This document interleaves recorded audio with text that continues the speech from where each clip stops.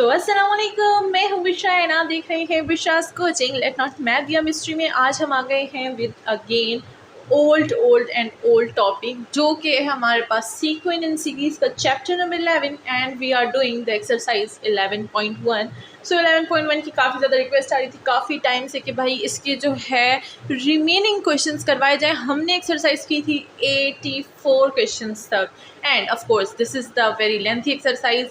11.1 यानी 11 तो जितनी भी है वो सारी बड़ी है। असल में थॉमस कैलकुलस में जितनी भी एक्सरसाइज है सारी ही लेंथी एक्सरसाइज है। अब हमें आदत हो चुकी है लेंथी एक्सरसाइज सॉल्व करने की। सो इसी के साथ हम जो है आ गए हैं अपने 11.1 की एक्सरसाइज के रिमेनिंग क्वेश्चन जो कि थ्योरी एंड एग्जाम्पल्स के क्वेश्चन थे। तो काफ़ी ज़्यादा थ्योरी एंड एग्जाम्पल्स के क्वेश्चन जो होते हैं कोर्सेज में इंक्लूड नहीं होते तो मैं नहीं करवाती, बट इस बार इंक्लूडेड है तो हम लोग करवाएंगे। एंड ये जो वीक है ये चल रहा है फॉर द मिसिंग और remaining questions of any exercise. तो जो एक्सरसाइज मैं करवा चुकी हूँ अगर उसका कोई मिसिंग क्वेश्चन है जो आपके कोर्स में इंक्लूडेड है एंड आपको उसमें थोड़ी सी प्रॉब्लम हो रही है या फिर ज़्यादा या फिर प्रॉब्लम नहीं भी हो रही ठीक है, तो वो जो है हम लोग सॉल्व करेंगे। एंड उसके लिए मैंने पोस्ट डाली हुई है अपने चैनल पे, कम्युनिटी पेज पे आप देख सकते हैं, वहाँ पर मैंने पोस्ट डाली हुई। तो आपने वहाँ पर रिक्वेस्ट करनी है क्योंकि वहीं से रिक्वेस्ट जो है वो मैं चेक करूँगी, ठीक है। सो अगर आपने वहाँ पर रिक्वेस्ट की है तो वो टॉपिक आपका जो है कमिंग सून आ जाएगा। इसी के साथ चलिए जल्दी वेट नहीं करते और स्टार्ट करते हैं अवर थ्योरी एंड एग्जाम्पल का क्वेश्चन नंबर 85। सो अब जैसे कि यहाँ पर लिखा हुआ है ऑलरेडी कि थ्योरी है तो इतने बड़े बड़े क्वेश्चंस मैं लिखने से रही। आपको पता है आई डोंट लाइक ज़्यादा लिखना, ठीक है, और इंग्लिश तो मैं ज़्यादा लिखती ही नहीं हूँ, तो मैं करूँगी सिर्फ क्वेश्चन को रीड, आपने जल्दी से जो है इसको देख लेना है। तो चलिए मैं बुक भी निकाल देती हूँ। ये जो बुक है अब मेरी ऑफ कोर्स काफ़ी पुरानी हो गई है एंड अब जो है इसको क्या बोलूँ, माजूर बहुत ज़्यादा हो गई है, बेचारी बूढ़ी हो गई है ना, इसका बुढ़ापा चल रहा है, तो हम लोग इसको बहुत ही ज़्यादा जो है एहतियात के साथ यूज़ करने वाले हैं। एंड ऑफ कोर्स इसमें मैंने काफ़ी ज़्यादा निशानियाँ भी रखी हुई हैं, ठीक है। सो चलिए हम लोग आ गए हैं 11.1 पर। दिस इज़ 11.9, 11.2 है ये। सो दिस इज़ अवर 11.1 हम लोग कर रहे हैं यहाँ से, ठीक है। अब यहाँ पर जो हमारा क्वेश्चन है, आप सबके पास बुक्स होंगी एंड अगर नहीं भी है तो हम लोग इसको जूम करके पढ़ लेंगे, कोई बात नहीं।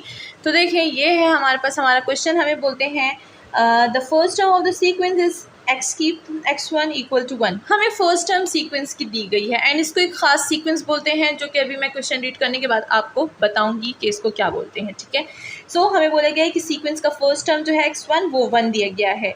Each succeeding term is the sum of all those that come before it। यहाँ पर हमें एक सीक्वेंस दी गई है, कहते हैं कि इसके जितने भी टर्म्स आगे के हैं वो प्रीवियस वाले के सम होंगे, ठीक है। सो हमें ये चीज़ जो है बतानी है एंड यहाँ पर हमें बोलना है write out enough earlier term of the sequence to detect a general form. अच्छा, यहाँ पर हमें बोला क्या है कि हमें जो है इसका जर्नल फॉर्म भी लिखना है। जैसे हमें पता है कि सीक्वेंस में हम क्या करते हैं, आखिरी में बताते हैं कि ये सीक्वेंस एक कौन सी जर्नल टर्म से बनी है, ठीक है। सो हम लोग ने वो भी बताना है एंड देखेंगे कि उसको किस तरह से फाइंड करेंगे। काफ़ी ज़्यादा हम फाइंड कर चुके हैं, अब यहाँ पर फिर से जो है 85 की बारी आ गई है। तो चलिए यहाँ पर हमें गिवन क्या गया है, गिवन है हमारे पास कि x1 जो है वो हमारे पास 1 है, ठीक है। x1 तो हमें गिवन है और हमें बोला गया है कि आपने जो है एक सीक्वेंस पूरी की पूरी हमें सीक्वेंस दी गई है। वो सीक्वेंस क्या है, वो सीक्वेंस है, मैं फिर से बुक निकाल लेती हूँ, सीक्वेंस है x की power n+1 equal to x1 x2 so on x of n, ठीक है। ये वाली सीक्वेंस है और हमें देखना है कि इसके अगले टर्म्स में हमारे पास क्या आएगा। एंड ऑफ कोर्स कैमरा थोड़ा टेढ़ा है, हम इसको सीधा कर लेंगे। तो हमें क्या करना है, पहला टर्म हमें गिवन है और बाकी के जो है हमें फाइंड करने हैं। चलिए देखते हैं कि इसको कैसे फाइंड करेंगे। सबसे पहले मैं इसको हटा देती हूँ। सो हमारे पास सॉल्यूशन,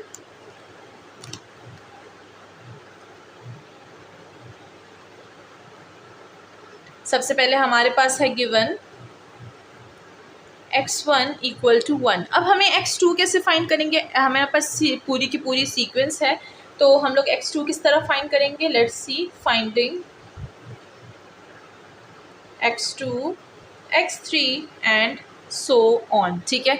तो चलिए ये हो जाएगा हमारे पास, किस तरह से फाइंड करेंगे।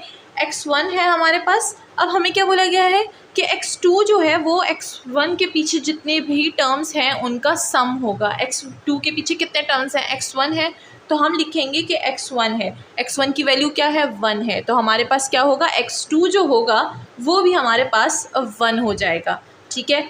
x1 का सम क्या होगा 1 और x2 हमारे पास आखिरी में 1 आ जाएगा, ठीक है। तो इसके लिए मैं थोड़ा सा यहाँ पर जो है क्लियरली, आपको क्लियरली समझ आए उसके लिए मैं थोड़ी सी स्टेटमेंट लिख दूँगी। फाइंडिंग x2, सो x2 के लिए हम लिखेंगे since x2 is the sum of all terms before it and there's only x1 before it, और x1 क्या है x2 equal to x1 equal to 1, so x2 जो है वो हमारे पास 1 आ गया, ठीक है। हमने क्या फाइंड किया, हमने x2 को यहाँ पर फाइंड कर लिया। नाउ x3 की बारी है, अब चलिए x3 को फाइंड करते हैं। तो हमने x2 को भी फाइंड कर लिया। अब यहाँ पर मैं क्या करूँगी, लिखूँगी कि x2 क्या है, x2 है हमारे पास 1। अब सारों को हम इकट्ठा करेंगे और फिर एक साथ इसको सीक्वेंस में लिख देंगे, ठीक है। सो अब हम लोग फाइंड करेंगे x3 को किस तरह से फाइंड करेंगे, x3 x1 plus x2 equal to x3, x1 क्या है 1 प्लस x2 भी 1 है इक्वल टू x3, तो ये क्या हो जाएगा 2, तो x3 हमारे पास क्या आ जाएगा, वो आ जाएगा हमारे पास 2। सो यहाँ पर मैं इसको भी जो है नोट डाउन कर लूँगी, x3 क्या है वो है 2 एंड सो ऑन, हम लोग इसी तरह से चलते रहेंगे। अब अगर हम लोग x4 लेंगे तो बीच में 4 इक्वल टू x4, ठीक है। अब इधर मैं x3 की वैल्यू भी डाल दूँगी जो कि 2 थी प्लस 2, ये क्या हो जाएगा 4 इक्वल टू x ऑफ 4। तो हमारे पास देखें 1 बाय 1 सारे जो है टर्म्स आ रहे हैं, ठीक है। x4 हमारे पास क्या हो गया 4, इस तरह x5 क्या होगा, अगर हम लोग x5 को देखेंगे तो x5 हमारे पास क्या आ जाएगा 8, सही है। तो इस तरह से हम क्या करेंगे, सारे के सारे टर्म्स को फाइंड कर देंगे। शुरू के कुछ टर्म्स उन्होंने हमें बोला कि फ़ाइंड करें, तो हमने शुरू के कुछ टर्म्स को फाइंड कर लिया। होप के सबको समझ आ गई होगी, बहुत ही इजी वे से मैं इसको बता रही हूँ ताकि आप में से किसी को भी यहाँ पर जो है परेशानी ना हो कि मैम किस तरह से जो है सीक्वेंस के टर्म्स को फाइंड कर रही है, ठीक है। सो हमारे पास जो है सीक्वेंस के टर्म्स फाइंड हो गए, तो चलिए अब हम लोग क्या करेंगे, इसको पुट कर देंगे इन द गिवन सीक्वेंस, ठीक है। सो चलिए यहाँ पर हमारे पास सीक्वेंस क्या थी, वो थी हमारे पास xn प्लस 1, इसको मैं हटा देती हूँ। हमारे पास था xn plus 1 equal to and so on, ठीक है, x ऑफ n। अब यहाँ पर हम क्या करेंगे, इसको पुट कर देंगे, ये हो जाएगा हमारे पास 1 और दूसरा भी 1 आ जाएगा, तीसरा 2 4 एंड अगर फिर हम आगे देखें 8 है, 8 के बाद अगर हम लोग x6 फाइंड करें तो वो आएगा 16, ठीक है। और अगर x7 फाइंड करेंगे तो वो आएगा 32, तो यहाँ पर हम 32 लिख देंगे, ठीक है। एंड सो ऑन, हमारे पास पूरी की पूरी सीक्वेंस जो है वो बन गई। सो हम लोग यहाँ पर लिखेंगे कि the requires the given series, the series which we find, वो ये हो गई हमारे पास। अब इसको हमने क्या करना है, इसका जनरल टर्म लिखना है। जनरल टर्म हमेशा थोड़ा मुश्किल होता है फाइंड करना। अगर आपने देखा हो 11.1 के स्टार्टिंग की एक्सरसाइज में मैंने आपको जनरल टर्म जो है फाइंड करना सिखाया था, ठीक है। सो वही मेथड हम यहाँ पर यूज़ करेंगे। किस तरह से इसको लिखेंगे, इसी की इक्वलिटी में जाएंगे, इसी सीक्वेंस की इक्वलिटी में जाएंगे। और अगर हम देखें तो यहाँ पर हमारे पास 2 1 है, तो क्या हम एक 1 लिख सकते हैं, हमारे पास एक 1 आ गया, ठीक है। एक 1 हमने लिख दिया। इस 1 का अब हम क्या करेंगे, सीक्वेंस तो 1 2 3 4 चल रही होती है या फिर 1 और समथिंग कुछ चल रही होती है, ठीक है। इस 1 का तो हम कुछ नहीं कर सकते क्योंकि ये 2 1 है, हमारे पास किसी की भी पावर में नहीं जाएंगे। बट अगर ये देखें आप तो 2 4 8 6 सारे इवन हैं। अगर इवन को कोई पावर दे तो हमारे पास ये चीज़ें बन सकती हैं।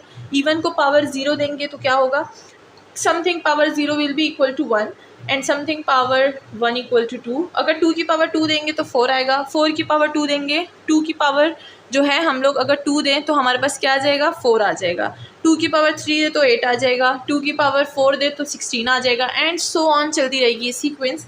तो ये तो 1 हमारे पास बिल्कुल वैसे का वैसे ही रह जाएगा, ठीक है। 2 की पावर 0 से 1 आ जाएगा, 2 की पावर 1 से 1, 2 की पावर 2 से 4, 2 की पावर 3 से 8, 2 पावर 4 एंड सो ऑन, ये पावर जो है हमारे पास चलती रहेगी, ठीक है। तो ये सीक्वेंस हमारे पास चल रही है। ना आगे बढ़ते हैं, देखेंगे कि सीक्वेंस का जो जनरल टर्म है वो हम कैसे निकालेंगे। अगर यहाँ पर हम x1 को देखें तो वो है हमारे पास 1, ठीक है। और अगर हम यहाँ पर जो है n की बात करें, जब हम लोग सीक्वेंस में कोई पावर पुट करते हैं तो हमारे पास ये 1 वहाँ से आ सकता है, ठीक है। लेट्स सी किस तरह से। अगर हम लोग इसको इक्वलिटी में लें 2 की पावर समथिंग n, अगर मैं 2 की पावर n लूँगी तो क्या मेरे पास 1 आएगा। 2 की पावर 0 इक्वल टू 1, 2 की पावर 1 इक्वल टू 1, तो क्या मेरे पास 2 आएगा। यहाँ पर मेरे पास 2 तो आ रहा है लेकिन 2 1 नहीं आ रहे, ठीक है। सो हम क्या करेंगे, हम यहाँ पर 2 की पावर n-2 ले लेंगे, ठीक है। और यहाँ पर 2 को हम लोग एक कंडीशन दे देंगे कि 2 ग्रेटर और इक्वल होना चाहिए हमारे पास, n इक्वल और ग्रेटर होना चाहिए 2 से।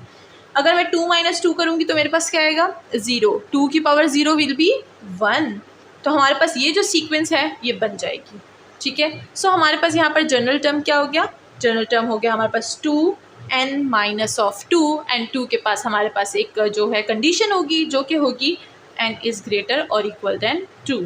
इसी के साथ हमारी सीक्वेंस फाइंड हो गई, जनरल टर्म फाइंड हो गया, होके सबको समझ आ गई होगी।